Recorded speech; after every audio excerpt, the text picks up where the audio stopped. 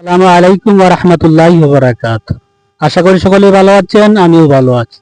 যাই হোক, আমরা সারাদিন ঈদ শেষে আমরা কিভাবে ঈদের খুশিটা ভাগাভাগি করতে পারি এই নিয়ে ইনশাল্লাহ একটা কন্টেন্ট তৈরি করা উচিত মনে করছি। দেখতেই পাচ্ছেন আমি গ্রামের বাড়িতে এসেছি, সাথে আমার মামাতো ভাই আছে। যাই হোক, আমরা শরীয়ত সম্মতভাবে আমরা কিভাবে ঈদ পালন করব এই নিয়ে সংক্ষিপ্ত আলোচনা করব। দীর্ঘ সময় আলোচনা কোনো প্রয়োজন পড়ে না। যাই হোক, সংক্ষিপ্ত আলোচনা হচ্ছে এই ঈদের দিনে আমরা একে অপরকে শুভেচ্ছা জানাবো, ভালো কাপড় পরবো এবং যে দিক দিয়ে আমরা ঈদগাহে প্রবেশ করব অন্য দিক দিয়ে আমরা ফিরে যাব এবং যারা আমাদের সাথে ঝগড়াঝাটি আছে তাদেরকে মাফ করে দেব, আত্মীয় স্বজনের খোঁজ খবর নিব।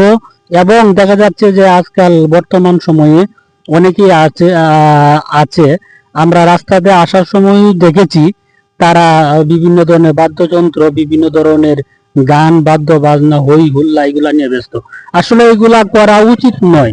আসলে ঈদের খুশিটা আমরা কিভাবে ভাগ করতে পারি, আরো বিভিন্ন ধরনের বিভিন্ন ভাবে ভাগ করতে পারি, এগুলা নিয়ে বিস্তারিত আলোচনা করতে হলে অনেক সময় লাগবে।